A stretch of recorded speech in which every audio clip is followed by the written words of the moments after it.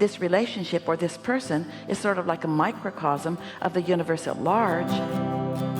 Not to find the perfect one. I'm wanting to find someone who is calibratable from my point of view. Looking for love and stability and connectedness in all the wrong places. Looking for clarity in all the wrong places. Thank you. So I think it's a good segue from what she was talking about. I have this piece of contrast that I've been working really hard to just get off the subject altogether and distract myself. But it keeps coming back. Yes. Because it matters and it's active in your vibration. Yes. So you've reached the point of understanding that recalibration is the work to be done. Yes. Yeah. So I was kind of hoping maybe you might be willing to help with a positive rampage into a soothing place. A positive rampage is a wonderful thing, but if you're calibrated in opposition to what you want, while you'll hear the words, it's not very effective. It would be better if we calibrate together. Great. It's like the elevator starts out slow, and then you rampage. Yes. Yeah. So what's up? So I was in this seat a few years ago with you about this sort of same subject, but I've evolved a little bit. All right. So that was more of a rampage in opposition, Sorry. wasn't Yes. it? Yes. Okay. So I was in a relationship for a pretty long period of time, and it was with an individual that I really sincerely thought was like the love of my life. But we just kept butting heads on this one thing that just wouldn't go away. And last time you told me... Irrelevant. Okay. So anyway, I finally just decided to evolve out of the experience altogether. And now I'm wanting to really more fully embrace that decision and make peace with it, feel soothing about it, and be open to what's coming. Have you ever heard us say, if you've been listening to us for a while, you undoubtedly have heard us say, make a decision and line up with it. So today we are saying, make a decision and calibrate to it, yes? Yes. So what is the decision that you want to calibrate to? That something better is coming, and everything that occurred up until now was perfect. But you see, that's not what you said. Okay. And it's all right. What you said is you wanted to make peace with that. And peace with that and something else that's coming, they're kind of different things. And so you sort of get wonky and in cross purposes. So why would anyone want to make peace with anything? Because it gives you relief. And under what conditions would that be most in your awareness? When the thoughts are coming into your mind. And so what kinds of thoughts come to you that make you want to soothe it? Just give us an example of where you are when they come and what kind of thoughts they are. So like what the contrasting thoughts are? Or? The thoughts that make you want peace from this. Just, I don't know if I'll ever experience anything that was as amazing as that.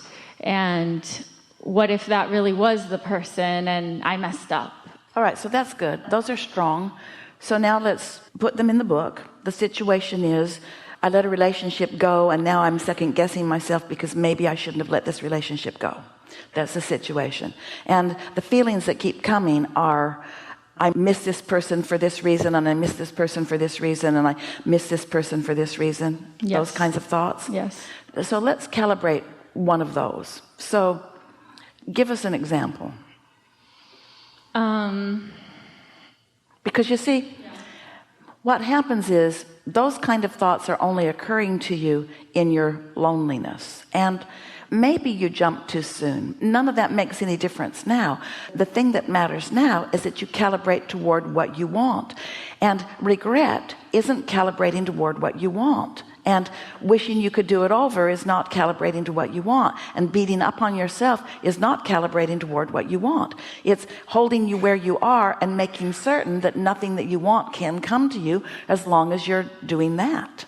Does that make sense to you? Yes. You've got to shift your point of attraction. So just get hold of one of those sentences or thoughts that comes often and speak it to us, and let's calibrate. He was the one. Well, there's more to that. He was the one and I blew it. Yes. He was the one and I blew it. Yes, or he was the one and I wasn't good enough. Which is it? They're very different. He may have been the one and we both may have missed it. How's that? So now, thoughts that feel better. I wasn't making that stuff up. It wasn't fun to butt heads. It wasn't fun to have a rough ride. We were both attracting that from each other. Neither one of us were in vibrational alignment with our inner being during those times. It was a big thing that we both were pushing against.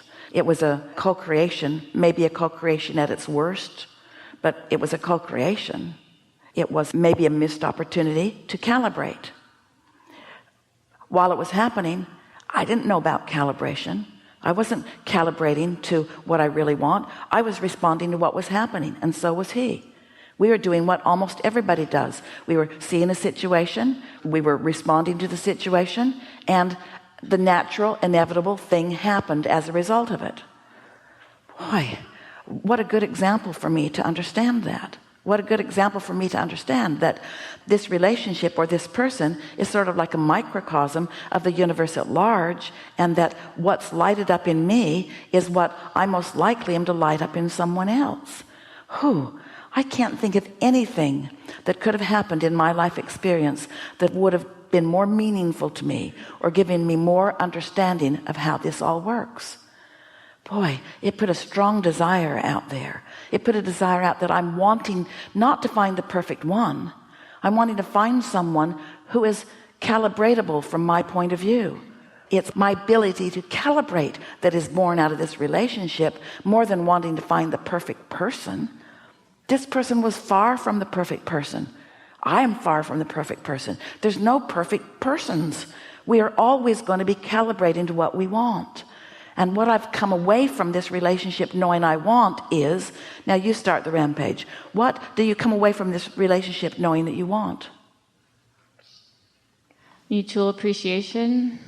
Mutual appreciation. I came away from this relationship knowing that I'm going to continue to calibrate to that. Really? That's where everything went wrong. We were trying to calibrate to each other, and neither one of us took the time to calibrate to our source. So neither one of us were stable, and we were looking to the other one to be stable, and both of us mad at the other one for not being stable. And finally we said, there's no stability here. Let's get out of here. And so you don't want a replay of that. What you've come to know about this is most people in most relationships are trying to calibrate to each other, and that is really treacherous territory, because first of all, nobody's stable all the time, and you're teaching each other dependency on something that will never be satisfying, because what you're really wanting to calibrate to is all that you are and all that you're continually becoming. And so the thing I took away from that, more than all other things put together, is that I want to tune into who I really am. I want to be so lighted up with who I am that no matter what anybody else is doing, I'm still steady. Because if I had remained steady, the whole thing wouldn't have shaken down like it did if I'd been steady. But we were both codependent on the other one being the steady one. That's what we were born to come together to show one another. We were looking to each other for something that we should not have been looking to each other for. That's what's wrong with almost every relationship on the planet. Looking for love and stability and connectedness in all the wrong places. Looking for clarity in all the wrong places. And now I know that. And now I have the ability to calibrate to that. And in doing so, when I calibrate there's a very strong possibility that that very person will come right back into my vibrational frequency, but it won't matter because someone will. Someone with all of the positive aspects that I appreciated, and someone who's ready to tune into who they really are. I'm on my way to a stable, enduring relationship because I can stand strong and calibrated and happy regardless of what's going on with the other. In my new relationship, we're not going to be beating each other up over whose weakness is the most important in the moment.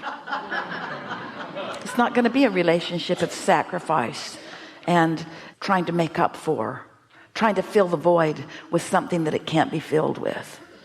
I'm going to calibrate myself into my alignment. You are, aren't you? You just pretty much did. Don't you feel different about it all? Yes. And so now the rampage of appreciation is appropriate. I'm so happy that I met this person. I feel like we are soulmates. You were, who came into this life experience together, intending to help each other understand the key thing that's important, not only in relationships, but in relationships to all things in physical form. Everything about everything is about sifting through and identifying what is wanted, and inner being holding that constant steady attention to that, and then me calibrating to that, and then the cooperative components being gathered, and everything else is manipulation. That is calibration. That is deliberate creation at its finest. I'm so happy that we fulfilled our intention with each other, and that we came together, and that we showed each other, that each of us were able to see so many positive aspects of one another. And we also, because the desire to be happy was so strong within each of us, we also gave each other a reason to not feel good and to blame the other one. We evoked within each other feelings of insecurity and feelings of sacrifice and all of that stuff that didn't feel good. And in doing so, while we were calibrating to what was not wanted, there was a simultaneous calibration to what is wanted that went into each of our vortices. Who we really are and what we really want is now active and alive, has been for a while. And now I know how to calibrate to it. I don't have any regrets about any of that, because look what it produced. Look what's available for me. Look what's available for him too. Look what's available to us. That if little by little I turn my attention to what I'm wanting, then magnificent relationship will come into my experience. One that I will recognize. I will identify it. I will isolate it by my positive attention to the positive aspects. And then I will calibrate to it. Do you know what a book of positive aspects is?